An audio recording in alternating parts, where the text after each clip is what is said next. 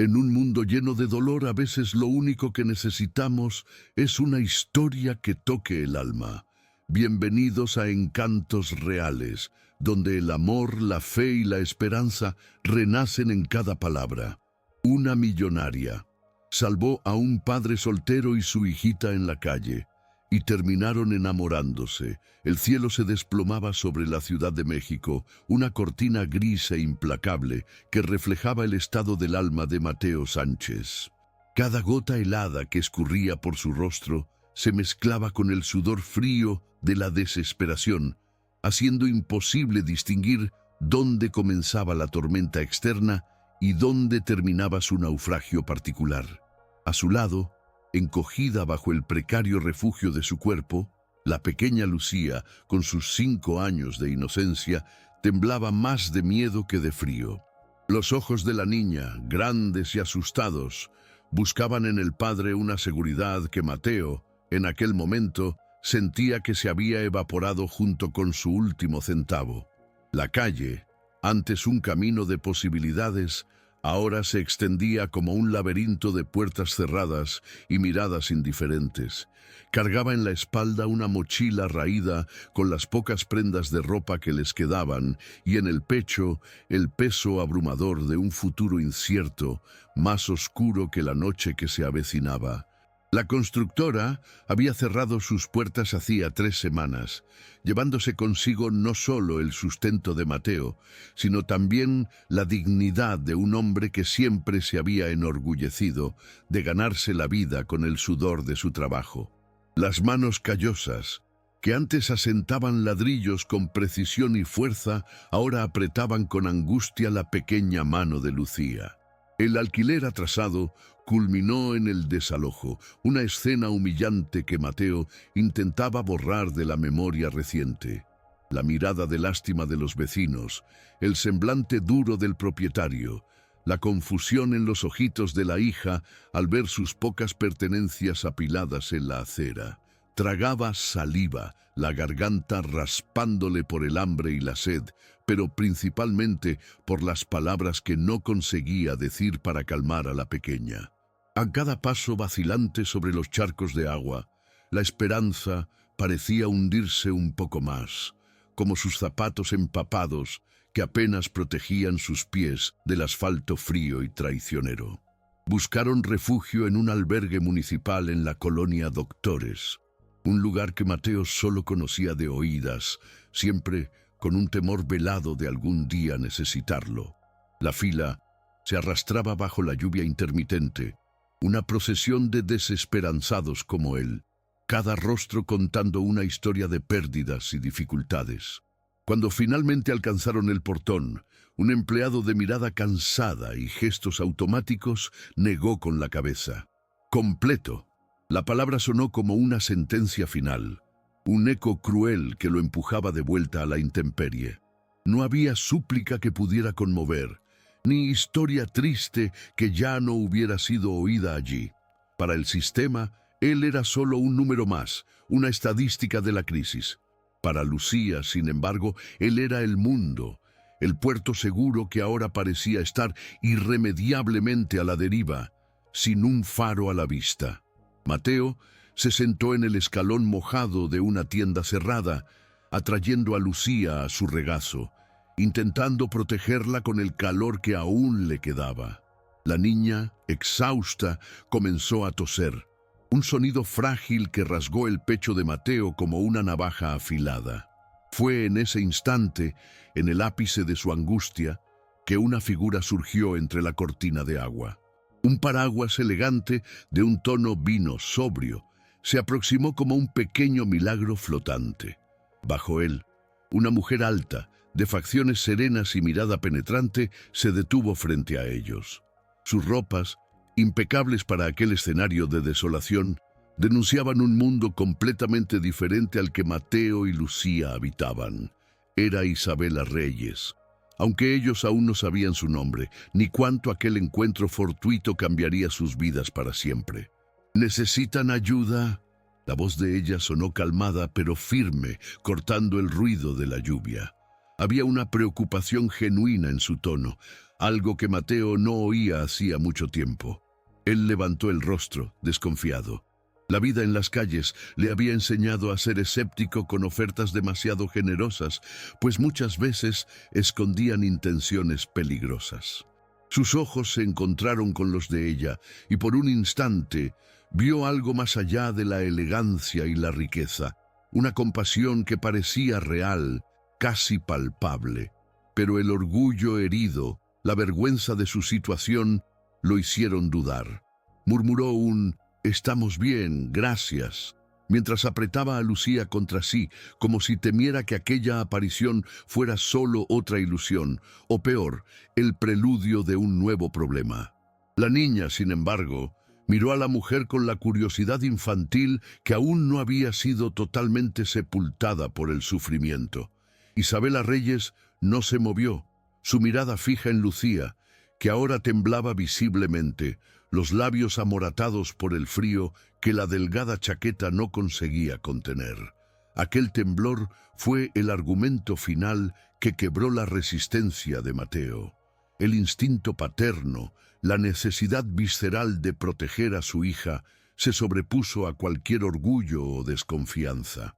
Él podía soportar el hambre, el frío, la humillación, mas no soportaría ver a Lucía enfermar en sus brazos. Ella tiene mucho frío», balbuceó él, la voz embargada por la emoción y la vulnerabilidad expuesta. Isabela asintió comprensiva, una leve sonrisa surgiendo en sus labios, no de victoria, sino de alivio. «Tengo un lugar seguro y cálido. Vengan conmigo, por favor. No puedo dejarlos aquí bajo esta lluvia», dijo ella, extendiendo la mano en un gesto que invitaba, no imponía.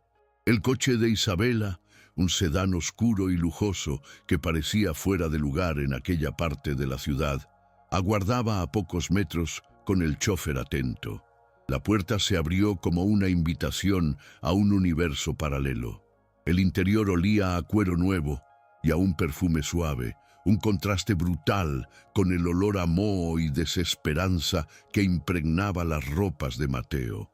Lucía, acurrucada en el asiento trasero, entre su padre y la mujer desconocida, dejó de temblar casi instantáneamente, envuelta por el calor del calentador y por el aura de tranquilidad que emanaba de Isabela.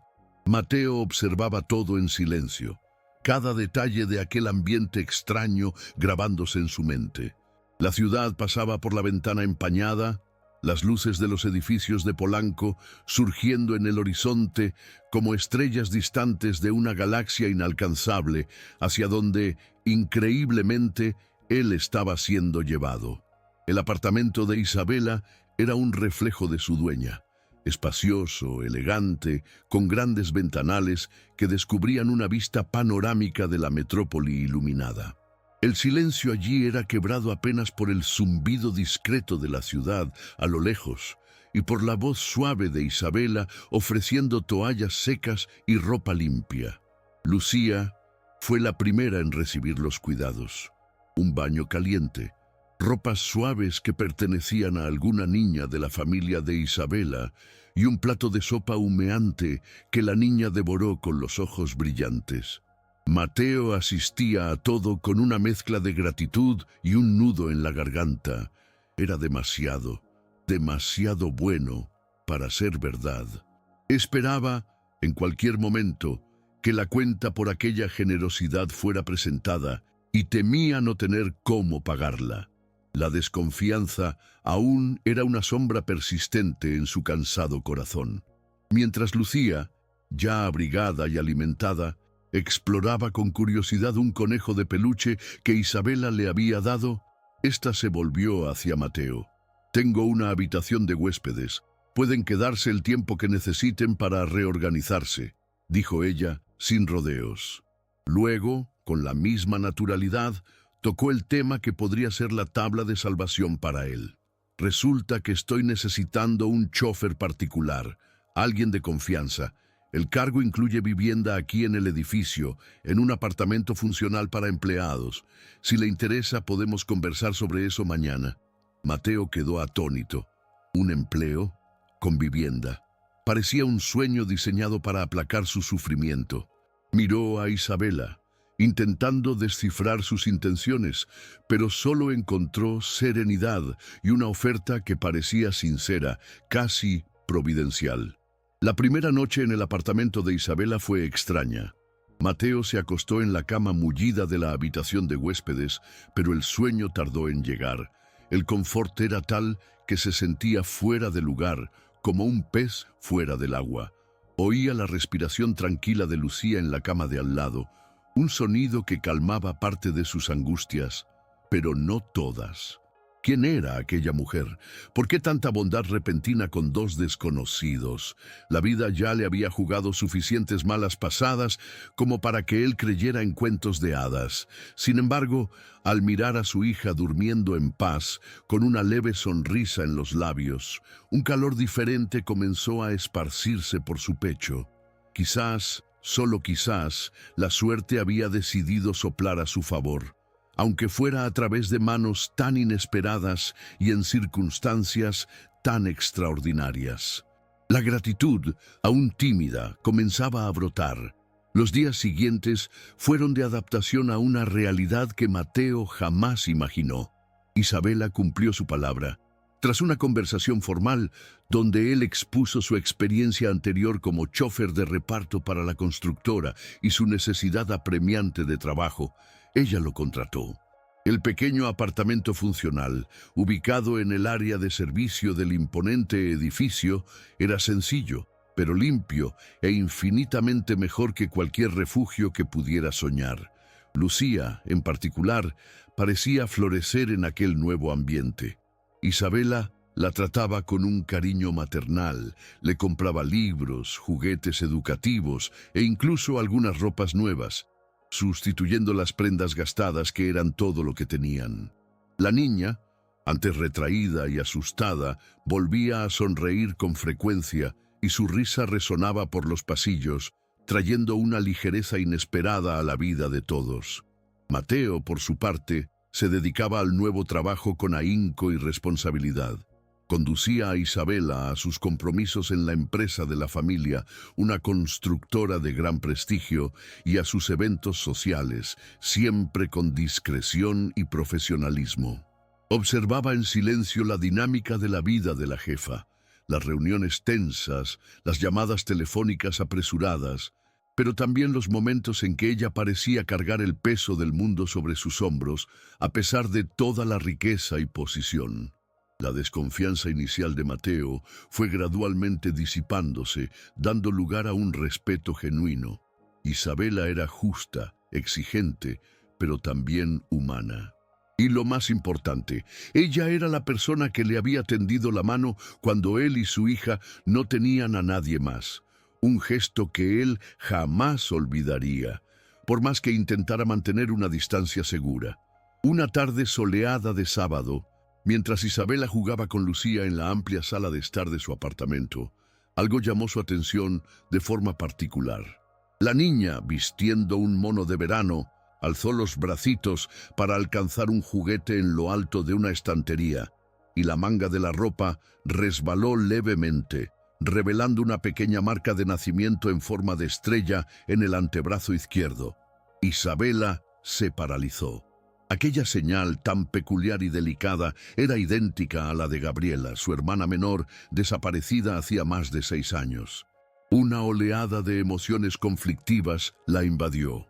Sorpresa, incredulidad y una punzada de esperanza dolorosa que ella pensaba que estaba sepultada hacía mucho tiempo. Su corazón se disparó en el pecho y necesitó apoyarse en el sofá para no demostrar el torbellino que se había instalado en su mente. Gabriela era la oveja negra de la acaudalada familia Reyes, soñadora, idealista y reacia a las convenciones sociales que su madre, doña Mercedes, tanto apreciaba.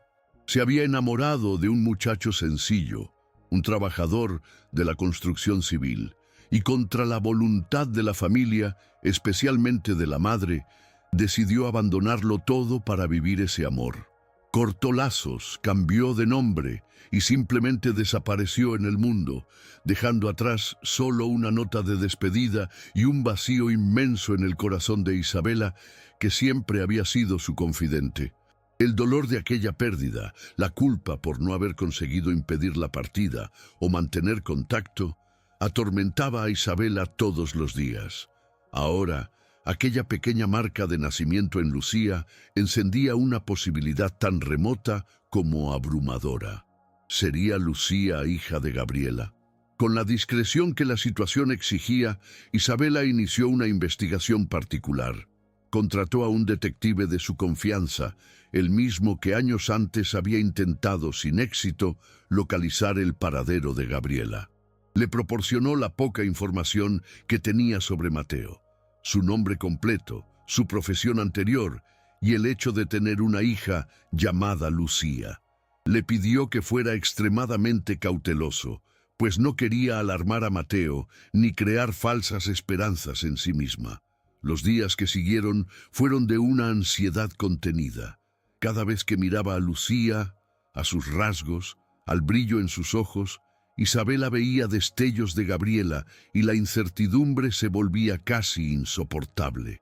Se esforzaba por tratar a Mateo con la misma naturalidad de antes, pero por dentro una revolución estaba en curso. Las piezas del rompecabezas comenzaron a encajar con una rapidez dolorosa y reveladora. El detective descubrió registros antiguos, actas y, lo más crucial, una copia desvaída del acta de matrimonio de Mateo Sánchez con una Gabriela Silva. Silva era el apellido que su hermana había adoptado para despistar a la familia. Las fechas coincidían. La edad de Lucía coincidía con el período en que Gabriela estaría embarazada, y finalmente la confirmación vino a través de una fotografía antigua, encontrada en las pertenencias de un antiguo compañero de trabajo de Gabriela. Ella, sonriente y abrazada a un joven Mateo, ambos irradiando felicidad. No había más dudas, Lucía era su sobrina, la hija de la hermana que tanto había llorado. Gabriela, desafortunadamente, según averiguó el detective, había fallecido hacía poco más de un año, víctima de una neumonía fulminante, dejando a Mateo viudo y a Lucía huérfana de madre. La revelación golpeó a Isabela como un puñetazo en el estómago. Una mezcla de alegría abrumadora por haber encontrado un pedazo vivo de su hermana y una tristeza profunda por la confirmación de su muerte y por el sufrimiento que Mateo y Lucía habían enfrentado solos. Miró el informe en sus manos, las palabras danzando ante sus ojos húmedos. ¿Cómo contárselo a Mateo? ¿Cómo procesar aquella avalancha de información? La mujer a la que había ayudado por compasión era en realidad la guardiana del mayor tesoro de su vida. El destino, de una forma tortuosa e inesperada, había entrelazado sus vidas de una manera que ella jamás podría haber previsto. La imagen de Gabriela, sonriendo en la fotografía al lado de Mateo, parecía un guiño del pasado, una petición silenciosa para que cuidara de su hija y del hombre que ella amó. Isabela pidió que el detective cerrara la investigación, guardando los documentos y la información consigo. Necesitaba tiempo, tiempo para absorber, para pensar, para encontrar la mejor manera de lidiar con aquella verdad tan delicada. Contarle a Mateo de sopetón podría asustarlo, quizás incluso alejarlo. Él era un hombre orgulloso y podría interpretar mal sus intenciones, ahora que sabía de la conexión familiar. Decidió, por ahora, guardar el secreto, observando más atentamente la dinámica entre padre e hija y profundizando, aunque con cautela, los lazos que ya comenzaban a formarse entre ellos. La pequeña Lucía, ajena a todo el drama que la rodeaba, continuaba siendo el punto de luz. La inocencia que de alguna forma guiaba a Isabela por aquel laberinto de emociones recién descubiertas. Con el peso y la dulzura del secreto guardado en su corazón, Isabela se encontró dedicando aún más tiempo y afecto a Lucía. Cada sonrisa de la niña, cada abrazo espontáneo, Era como un bálsamo para las antiguas heridas de la pérdida de Gabriela. Veía en la sobrina los rasgos de la hermana, la misma vivacidad en la mirada, la misma terquedad adorable. Comenzó a llevar a Lucía a pequeños paseos los fines de semana, parques, librerías infantiles e incluso la matriculó en clases de ballet y pintura, percibiendo el talento y el interés genuino de la niña por las artes, algo que Gabriela también cultivaba. Mateo, al principio, observaba esta creciente proximidad con una mezcla de gratitud y una pizca de recelo, temiendo que la hija se apegara demasiado a un mundo que quizás no fuera permanentemente el de ellos. Sin embargo, la generosidad y el cariño de Isabela eran tan genuinos que era imposible resistirse. Lucía florecía bajo sus cuidados, convirtiéndose en una niña más confiada y expresiva. La tía Isa, como la niña pasó a llamarla cariñosamente, se convirtió en una figura central en su pequeño universo. Mateo, por su parte, veía a su hija feliz y bien cuidada, recibiendo oportunidades que él, con sus escasos recursos, jamás podría proporcionarle. Esa gratitud silenciosa comenzó a demoler las últimas barreras de su desconfianza. Pasó a conversar más abiertamente con Isabela, no solo sobre el trabajo, sino sobre Lucía, sobre sus sueños para ella y poco a poco sobre la nostalgia que sentía por Gabriela, sin jamás imaginar la conexión profunda que Isabela tenía con su difunta esposa. Isabela, percatándose de la inteligencia y la dedicación de Mateo en su trabajo como chofer, y sabiendo de su experiencia anterior en la construcción civil, vio una oportunidad de probar sus capacidades de una forma más amplia.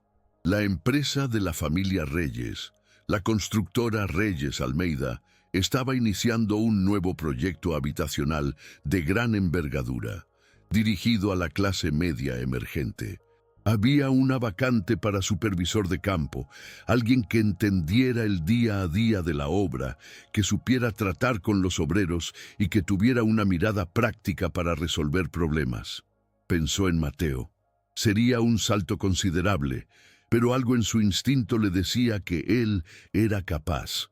Consultó discretamente algunos antiguos contactos de la constructora donde Mateo había trabajado y obtuvo referencias positivas sobre su competencia y honestidad. Con cierta vacilación, pero confiada en su juicio, Isabela ofreció a Mateo la oportunidad de asumir la supervisión de uno de los frentes de trabajo del nuevo proyecto. Explicó que sería una prueba, una forma de que él mostrara su valor en un área que él de hecho dominaba. Mateo quedó sorprendido, casi sin palabras. Era una oportunidad de volver a su verdadera profesión, de probarse a sí mismo que aún era capaz, de construir algo sólido nuevamente, no solo con ladrillos y cemento, sino también para el futuro de Lucía. Él aceptó el desafío con un brillo en los ojos que Isabela no veía desde que lo conoció. Agradeció profundamente, prometiendo no decepcionarla, y una nueva energía pareció apoderarse de él.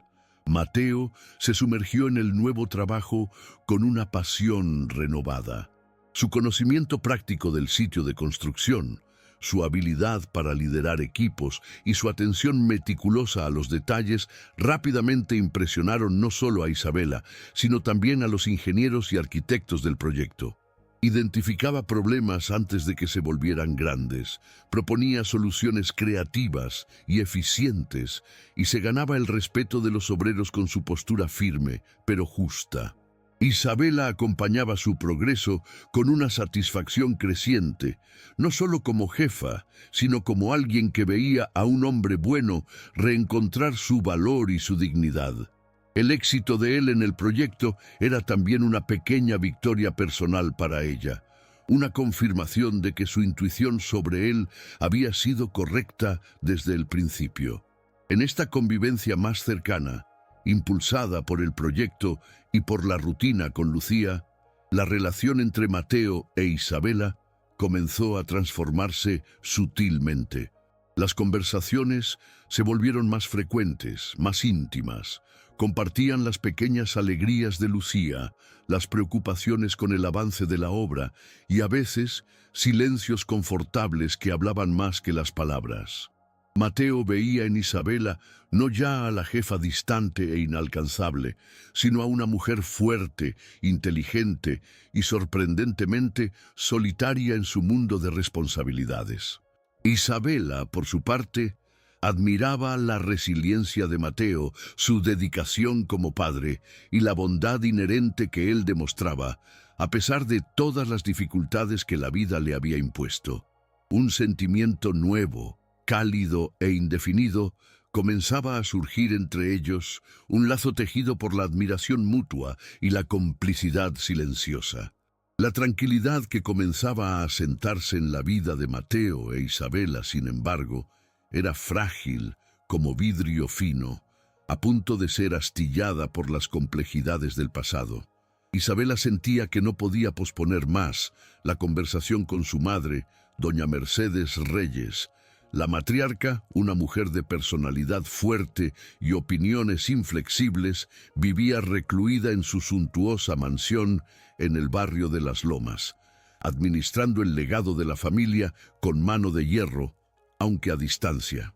Jamás había perdonado a Gabriela por la fuga y por el escándalo de involucrarse con alguien de clase social inferior, cortando relaciones de forma definitiva. Contarle sobre Lucía sería como reabrir una herida antigua y profunda. Pero Isabela sabía que era lo correcto, tanto por la memoria de la hermana como por el futuro de la sobrina. Necesitaba preparar el terreno, aunque supiera que la reacción sería impredecible y potencialmente explosiva. Una tarde fría de otoño, Isabela se dirigió a la mansión de la madre, el corazón encogido de aprensión. Doña Mercedes la recibió en su biblioteca particular, una estancia austera, abarrotada de libros antiguos y retratos de antepasados que parecían juzgar a cualquiera que osara perturbar el orden establecido. Isabela comenzó con cautela, recordando a Gabriela, intentando ablandar el corazón de la madre antes de asestar el golpe de la noticia. Habló del dolor de la pérdida, de la nostalgia, y entonces, con la voz embargada, reveló la existencia de Lucía, su nieta. Mostró una foto de la niña sonriendo, los mismos ojos expresivos de la hija que doña Mercedes había renegado. La reacción inicial fue un silencio sepulcral, seguido por una palidez que asustó a Isabela. La matriarca parecía haber envejecido 10 años en pocos segundos. El shock de la revelación estampado en su rostro rígido. «Una nieta», susurró doña Mercedes, la voz ronca, como si la palabra tuviera dificultad en salir. «Hija de Gabriela, con aquel hombre».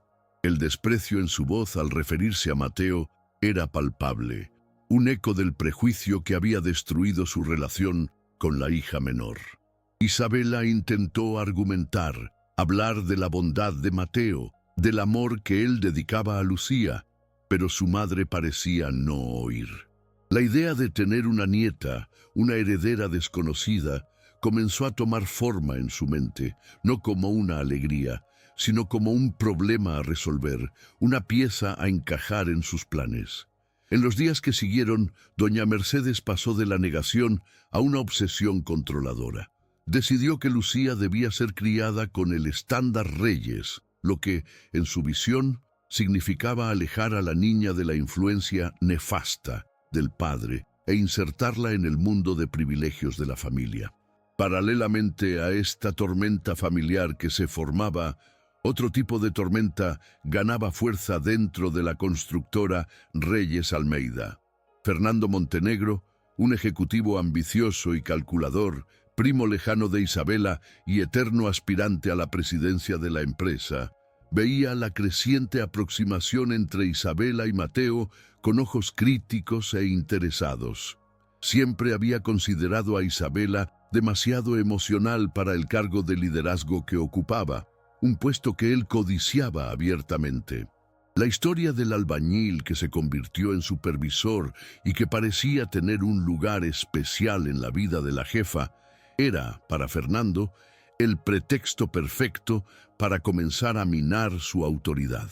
Veía en aquella relación una supuesta inestabilidad emocional, una debilidad que podría ser explotada para sus propios fines. Fernando comenzó su campaña de difamación de forma sutil, inicialmente con comentarios malintencionados por los pasillos, sembrando dudas sobre las decisiones de Isabela e insinuando que estaba mezclando lo personal con lo profesional. Cuestionaba la promoción de Mateo, sugiriendo favoritismo y esparcía rumores sobre la vida desordenada que Isabela estaría llevando al acoger a gente de bajo nivel en su círculo íntimo. Algunos miembros del consejo, más conservadores y susceptibles a intrigas, comenzaron a prestar oídos a sus palabras venenosas. La presión sobre Isabela aumentaba y se veía dividida entre proteger su vida personal, la felicidad de Lucía y Mateo, y defender su posición en la empresa que tanto había luchado por levantar tras la muerte prematura de su padre. La tensión alcanzó un nuevo pico cuando doña Mercedes, ignorando los ruegos de Isabela por cautela y diálogo, decidió que quería conocer a Lucía inmediatamente.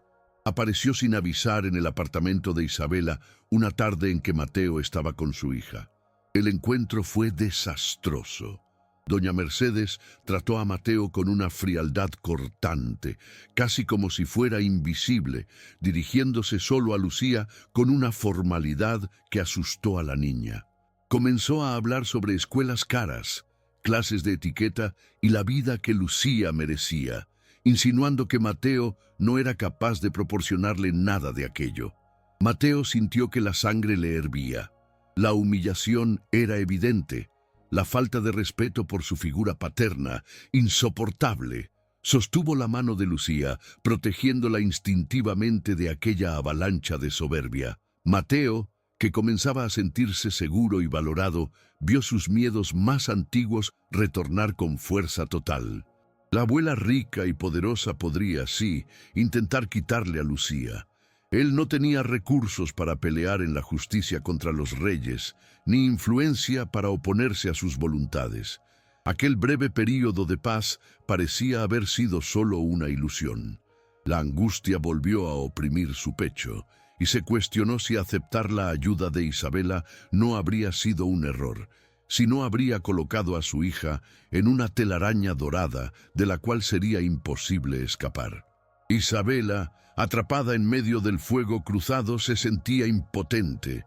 De un lado, la madre irreductible, del otro, el hombre por quien sus sentimientos se profundizaban y la niña que era el eslabón vivo con su amada hermana. Isabela intentó mediar la situación, conversando por separado con su madre y con Mateo. Pedía paciencia a Mateo, asegurándole que jamás permitiría que Lucía fuera alejada de él. Confrontaba a doña Mercedes, exigiendo respeto por Mateo y recordándole que Gabriela amaba a aquel hombre y que Lucía era fruto de ese amor. Pero sus palabras parecían perderse en el vacío. Doña Mercedes estaba determinada a corregir los errores del pasado a su manera, y Fernando en la empresa aprovechaba cada señal de desgaste emocional de Isabela para avanzar con sus planes de desestabilizarla. Aquel día decisivo, que había comenzado con la promesa de una nueva vida, se transformaba rápidamente en un campo de batalla donde el pasado y el presente colisionaban con violencia, amenazando con destruir los frágiles lazos de afecto que se habían construido. Mientras la presión familiar aumentaba, Isabela se dio cuenta de que no podía seguir ignorando las maniobras de Fernando en la empresa. Había convocado una reunión extraordinaria con el Consejo Administrativo, usando como tema la necesidad de reevaluar el liderazgo frente a los recientes desafíos y a la exposición de la imagen de la compañía. Era un ataque directo, un intento claro de golpe corporativo. Isabela sabía que necesitaba actuar rápido y con inteligencia. Sospechaba desde hacía algún tiempo de las actividades de Fernando, de la forma en que inflaba presupuestos de ciertos proyectos y de su súbita ostentación de riqueza, incompatible con su salario. Decidió que era hora de transformar sus sospechas en pruebas concretas, antes de que él la destruyera.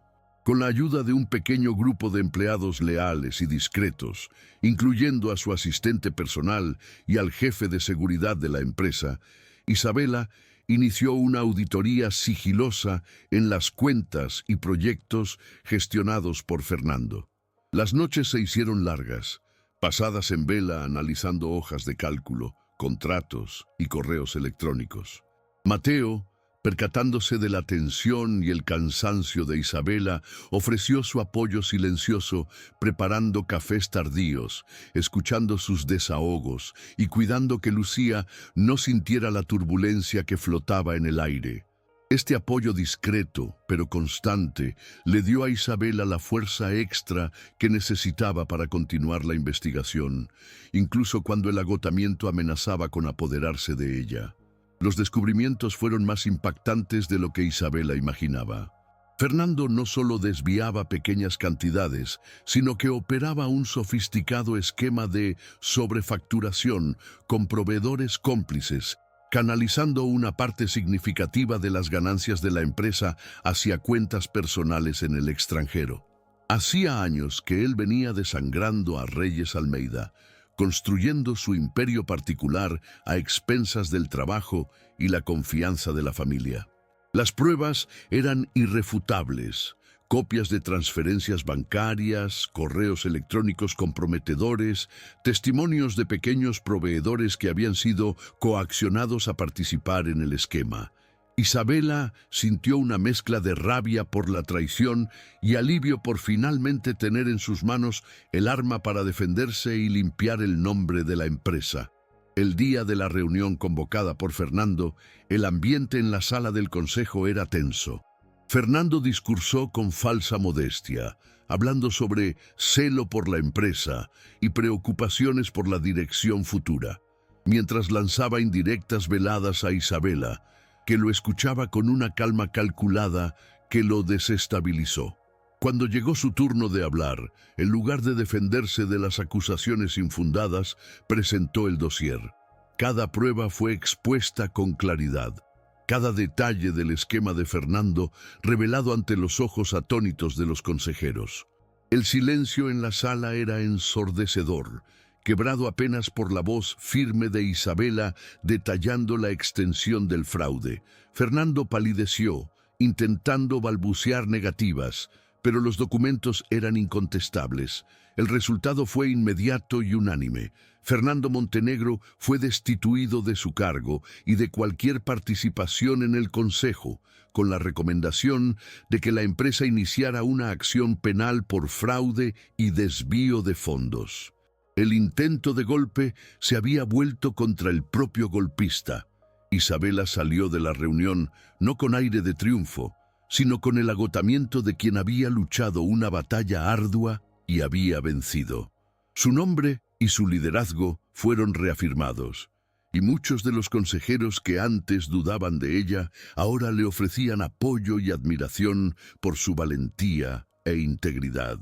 Sabía, sin embargo, que la guerra aún no estaba totalmente ganada. Quedaba aún el frente familiar, la cuestión de doña Mercedes y el futuro de Lucía. Mientras tanto, doña Mercedes, ajena a los acontecimientos en la empresa, continuaba su intento de acercarse a Lucía, pero sus métodos aún eran desastrosos. Enviaba regalos caros e inadecuados. Intentaba imponer reglas y rutinas que no tenían sentido para la niña y criticaba abiertamente la manera de Mateo de criar a su hija. Isabela, ahora más fortalecida tras la victoria en la empresa, decidió que era hora de una confrontación más directa y honesta con su madre. Concertó un encuentro en la mansión, pero esta vez llevó a Mateo y a Lucía consigo. Quería que su madre viera la familia que ellos formaban, la dinámica de amor y cuidado que existía entre padre e hija, algo que el dinero no podía comprar ni sustituir. El encuentro comenzó tenso, como se esperaba. Doña Mercedes apenas disimulaba su incomodidad con la presencia de Mateo. Pero Lucía, con su espontaneidad infantil, comenzó a romper el hielo. Mostró a la abuela un dibujo que había hecho en la clase de pintura, un retrato de ella, de Isabela y de Mateo, todos de la mano bajo un sol sonriente. La simplicidad y la pureza del gesto parecieron tocar una fibra sensible en doña Mercedes. Por primera vez, miró a Lucía no como una reyes a ser moldeada, sino como una niña, su nieta, que ya tenía una historia y afectos consolidados. Isabela aprovechó el momento para hablar con el corazón, ya no con la defensiva de antes, sino con la serenidad de quien sabe lo que es justo. Habló sobre Gabriela, sobre el amor de ella por Mateo, sobre el derecho de Lucía a tener a su padre presente y amado. Algo en aquellas palabras, o quizás en la mirada inocente de Lucía, o aún en la dignidad silenciosa de Mateo, que solo observaba, comenzó a operar un cambio sutil en doña Mercedes. Las líneas duras de su rostro parecieron suavizarse un poco. Tomó el dibujo de la nieta y un brillo húmedo surgió en sus ojos rápidamente disimulado.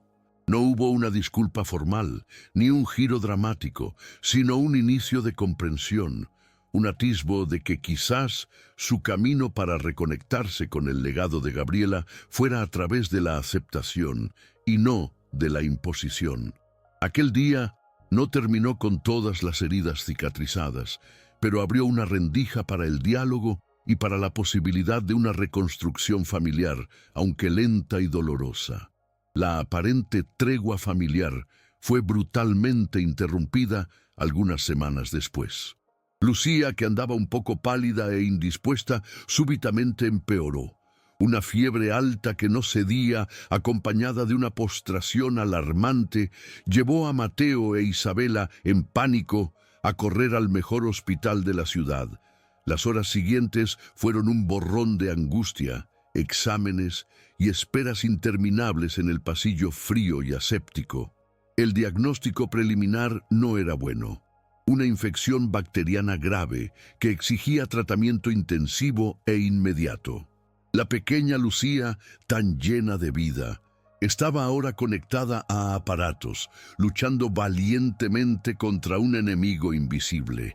Aquel pequeño cuerpo frágil parecía cargar el peso de todas las tensiones y dolores no resueltos de la familia. Isabela, tan pronto como supo de la gravedad de la situación, no dudó en llamar a doña Mercedes. A pesar de las recientes discrepancias, sabía que la abuela necesitaba estar allí, que tenía el derecho de saber y de sufrir junto. La noticia del padecimiento de la nieta tuvo un impacto profundo en la matriarca. Todo el orgullo, toda la rigidez, parecieron desmoronarse instantáneamente. Llegó al hospital en pocos minutos, el rostro transformado por la preocupación genuina, los ojos llorosos revelando una desesperación que ya no intentaba esconder. Allí, ante la fragilidad de la vida de Lucía, las diferencias sociales, las amarguras del pasado, las disputas por control, todo perdió importancia. Quedaba solo el miedo compartido y la súplica silenciosa por la recuperación de la niña. Los días que siguieron fueron de vigilia constante al lado del lecho de Lucía. Mateo apenas comía o dormía, sus ojos fijos en su hija, susurrando palabras de aliento, contando historias, sosteniendo su manita inerte. Isabela se turnaba con él, cuidando que él se alimentara, ofreciendo un hombro amigo, pero ella misma estaba devastada por la culpa y el miedo. Se sentía responsable, como si la tensión que había traído a sus vidas hubiera, de alguna forma, contribuido a fragilizar la salud de la niña. Doña Mercedes, sorprendentemente, mostró una faceta que nadie conocía. Dejó de lado la postura altiva y se convirtió solo en una abuela afligida, sentada por horas al lado de la cama, observando a su nieta, rezando en silencio, ofreciendo ayuda práctica, buscando información con los médicos con una humildad que conmovió incluso a Mateo. En aquel ambiente estéril y cargado de angustia, las máscaras cayeron, Las largas horas de espera, el miedo compartido, la vulnerabilidad expuesta, crearon un espacio inesperado para el acercamiento. Mateo vio en doña Mercedes no ya la figura autoritaria y prejuiciosa, sino a una mujer sufriendo la posibilidad de perder a otro ser querido. Doña Mercedes, por su parte, fue testigo de la dedicación incansable de Mateo, el amor incondicional que él tenía por Lucía, un amor que ella, en su ceguera, había tardado tanto en reconocer. Isabela observaba esta transformación silenciosa, y una pequeña llama de esperanza se encendió en su corazón, no solo por la recuperación de la sobrina, sino por la curación de las heridas de la familia. Hubo momentos de profunda conexión en aquella sala de hospital. Conversaciones susurradas durante la madrugada, recuerdos de Gabriela que doña Mercedes compartía con lágrimas en los ojos, gestos de apoyo mutuo, como una taza de café ofrecida, un toque en el hombro, una mirada de comprensión. La enfermedad de Lucía, en su crueldad, estaba obrando un milagro silencioso, uniendo aquellas tres almas tan diferentes, forzándolas a ver la humanidad una en la otra, despojadas de orgullos y resentimientos. Se convirtieron en un equipo improbable, unido por el mismo propósito, por el mismo dolor, por la misma fe en la recuperación de la pequeña guerrera que luchaba por la vida. Tras días que parecieron una eternidad, los médicos trajeron noticias alentadoras. La infección comenzaba a ceder, la fiebre bajaba y Lucía demostraba las primeras señales de mejoría. Un suspiro colectivo de alivio resonó por la habitación. La niña abrió los ojos lentamente y el primer rostro que buscó fue el de su padre. Una sonrisa débil, pero presente, iluminó su carita pálida. Enseguida sus ojos encontraron a Isabela y a doña Mercedes y extendió la manita en dirección a ellas. En aquel instante, todas las barreras que aún pudieran existir entre ellos se disolvieron completamente. La imagen de Lucía, conectando las manos de su padre, de su tía y de su abuela, se convirtió en un símbolo poderoso de aquella nueva unión, forjada en el dolor, pero sellada por el amor y la esperanza. La recuperación de Lucía fue progresiva, y con ella la atmósfera en el hospital también se transformó. El miedo dio lugar a la gratitud, y las conversaciones se volvieron más ligeras, llenas de planes para el futuro. Doña Mercedes ya no hablaba de imponer su voluntad, sino de cómo podría ayudar a proporcionar lo mejor para su nieta, siempre en concordancia con Mateo e Isabela. Mateo, por su parte, sintió que finalmente podía bajar la guardia, que aquellas dos mujeres, antes vistas como amenazas o figuras distantes, eran ahora parte esencial de su familia, aliadas en el viaje de criar a Lucía. La curación de la niña no fue solo física, fue también la curación de relaciones rotas, de corazones endurecidos, el inicio de una reconciliación que parecía imposible poco tiempo antes. Con Lucía finalmente fuera de peligro y recibiendo el alta del hospital, la vida parecía retomar su curso, pero nada era como antes. La experiencia de la casi pérdida había transformado a todos profundamente, solidificando lazos y redefiniendo prioridades. En la constructora Reyes Almeida, la expulsión de Fernando Montenegro fue formalizada y las investigaciones sobre sus desvíos siguieron los trámites legales, librando a la empresa de una influencia corrupta y abriendo camino para una gestión más transparente y ética bajo el liderazgo incuestionable de Isabela. Sentía como si un peso hubiera sido retirado, no solo de la empresa, sino de sus propios hombros, permitiéndole respirar más aliviada y enfocarse en lo que realmente importaba, su familia y los proyectos que traerían un impacto positivo para la sociedad. La justicia, aunque tardía, había prevalecido. Uno de los primeros actos simbólicos de Isabela como líder reafirmada fue proponer al Consejo la redenominación del gran proyecto habitacional en el cual Mateo tanto se había destacado. En una reunión emocionante, sugirió que el emprendimiento pasara a llamarse Proyecto Habitacional Gabriela Sánchez. Explicó la historia de su hermana, su sueño de una vida más simple y justa, y cómo aquel proyecto, que buscaba ofrecer vivienda digna a muchas familias, sería un homenaje perfecto a su memoria. La propuesta fue acogida con sensibilidad y aprobación unánime. Para Mateo, oír el nombre de su amada Gabriela asociado a algo tan grandioso y significativo fue un momento de profunda emoción y gratitud. Era como si, de alguna forma, el legado de amor e idealismo de ella continuara vivo. El reconocimiento del valor de Mateo no paró ahí. Isabela, en conjunto con el consejo y con el apoyo entusiasta de su madre, que ahora veía en Mateo no a un intruso, sino a un hombre de valor y al padre de su nieta, le ofreció una sociedad en la constructora, además del cargo de director responsable del proyecto Gabriela Sánchez. La competencia, la honestidad y la resiliencia de Mateo fueron finalmente recompensadas de una forma que él jamás osó soñar. De albañil desempleado a socio de una de las mayores constructoras del país, su travesía era la prueba de que el carácter y la dedicación pueden sí abrir puertas y transformar destinos. Aceptó con humildad, consciente de la responsabilidad, pero con el corazón rebosante de una alegría serena y de la certeza de que podría ofrecer a Lucía un futuro seguro y prometedor. El mayor cambio, sin embargo, ocurrió en la dinámica familiar.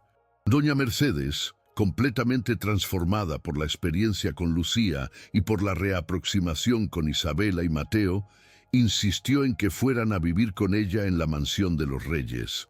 La idea inicial causó cierto recelo en Mateo, que apreciaba su independencia, pero el argumento de la abuela fue imbatible. Lucía necesitaba espacio, un jardín para jugar y sobre todo la convivencia diaria con todos los que la amaban.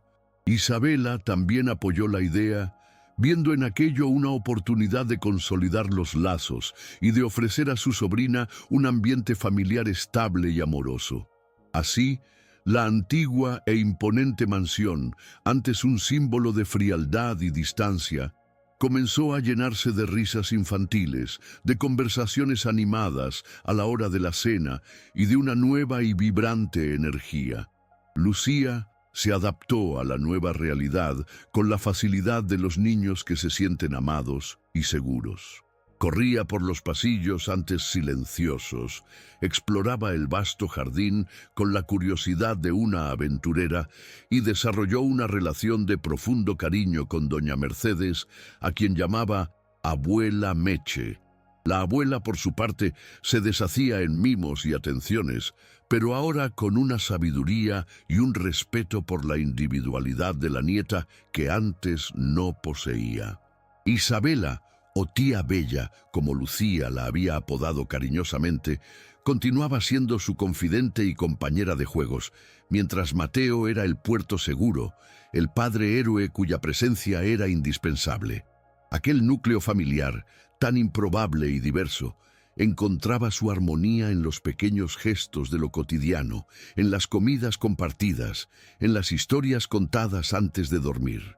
El tiempo fue pasando, y con él las heridas iban cicatrizando, dando lugar a una convivencia cada vez más serena y afectuosa.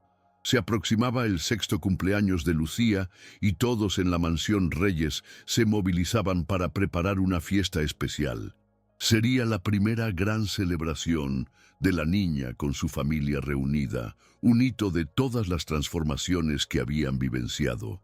Días antes de la fiesta, mientras organizaba algunas pertenencias antiguas de Gabriela que habían sido guardadas por Isabela, Mateo encontró una pequeña caja de madera, cerrada con un lazo de cinta descolorido. Dentro de ella, una colección de cartas escritas con la caligrafía delicada de Gabriela, dirigidas a él, a Isabela, y una especialmente para Lucía, para ser leída en el futuro. Un escalofrío recorrió la espina dorsal de Mateo. Recordaba vagamente a Gabriela mencionar que le gustaba escribir, registrar sus pensamientos y sentimientos, pero jamás imaginó que ella hubiera dejado algo tan personal y directo para ellos. Con el consentimiento de Isabela, decidieron que el momento adecuado para abrir aquellas cartas sería durante la celebración del cumpleaños de Lucía, como una forma de traer la presencia amorosa de Gabriela a aquel día tan especial. Había una mezcla de ansiedad y emoción en el aire. ¿Qué revelarían aquellas palabras venidas de un pasado tan doloroso y al mismo tiempo tan amado? ¿Serían palabras de despedida, de consuelo o quizás de esperanza? El día de la fiesta, después del cumpleaños feliz y la alegría contagiosa de los niños, cuando la noche ya caía y un ambiente más íntimo se formaba en la sala de estar, Mateo tomó la caja. Lucía, sentada entre él e Isabela, con doña Mercedes al lado, miraba con curiosidad. Con las manos temblorosas, Mateo abrió la primera carta dirigida a él. La voz de Gabriela parecía resonar en la sala mientras él leía en voz alta. Eran palabras de amor profundo, de gratitud por los años felices que pasaron juntos y una petición para que él jamás dejara de luchar por la felicidad de Lucía. Explicaba que su alejamiento de la familia Reyes no había sido por falta de amor por Isabela, sino por un orgullo herido y por el deseo de proteger su relación de la presión y el prejuicio, temiendo que la fortuna de su familia pudiera, paradójicamente, destruir la simplicidad y la verdad del amor que los unía. La carta para Isabela era igualmente conmovedora. Gabriela pedía perdón por el dolor que su partida había causado, reafirmaba el lazo inquebrantable entre hermanas y expresaba la esperanza de que un día Isabela pudiera conocer a su hija y amarla como ella la amaba. Había una dulzura y una melancolía en aquellas líneas que hicieron a Isabela llorar silenciosamente, un llanto de nostalgia, pero también de alivio y comprensión. Era como si Gabriela estuviera allí, dando su bendición a aquella nueva configuración familiar, validando los sentimientos y las elecciones que se habían hecho. Doña Mercedes escuchaba todo con el corazón apretado, las palabras de la hija ausente resonando como un eco de sus propias fallas y arrepentimientos, pero también como una invitación al perdón y a la aceptación plena. Por último, la carta para Lucía. Era más corta, escrita en lenguaje sencillo, llena de ternura. Gabriela hablaba de su amor inmenso por la hija que apenas había tenido tiempo de conocer, de los sueños que albergaba para ella. Decía que, incluso de lejos, estaría siempre velando por ella, y que deseaba que creciera feliz, rodeada de amor, y que un día entendiera las elecciones difíciles que la vida a veces nos impone. Pedía que Lucía honrara su historia, pero que volara libre para construir la suya propia. Al final de la lectura, un silencio cargado de emoción se apoderó de la sala. Lucía, aún pequeña para comprender todos los matices, sintió la importancia de aquel momento y abrazó a su padre y a su tía con fuerza. Las cartas de Gabriela no trajeron respuestas mágicas, pero ofrecieron un cierre necesario, una paz que todos necesitaban para seguir adelante. Aquel cumpleaños de Lucía marcó, de hecho, el inicio de un nuevo capítulo para todos. Las palabras de Gabriela, traídas del pasado, funcionaron como un catalizador final para la curación de los dolores y para la consolidación de los lazos. La familia Reyes Sánchez, antes una imposibilidad, un espejismo distante, se había convertido en una realidad sólida, construida sobre cimientos de pérdidas, reencuentros, perdón y, sobre todo, un amor resiliente que se había negado a sucumbir a las adversidades. Aprendieron, de la manera más difícil, que las diferencias de clase, los orgullos heridos y las expectativas sociales pueden ser superados cuando el corazón habla más alto y cuando se permite que la compasión guíe los pasos. Mateo e Isabela, que habían encontrado el uno en el otro un apoyo fundamental durante las tormentas, vieron su relación florecer en algo aún más profundo. La admiración mutua, el respeto y el cariño que nutrían el uno por el otro se transformaron, naturalmente, en un amor maduro y sereno. No hubo una petición formal ni grandes declaraciones, solo la certeza silenciosa de que sus caminos estaban destinados a permanecer entrelazados. Se convirtieron en compañeros en la vida, en la crianza de Lucía, en los negocios y en los sueños. Encontraron el uno en el otro la fuerza para superar los traumas del pasado y la inspiración para construir un futuro donde la felicidad no era solo un deseo, sino una elección diaria, cultivada con paciencia y dedicación.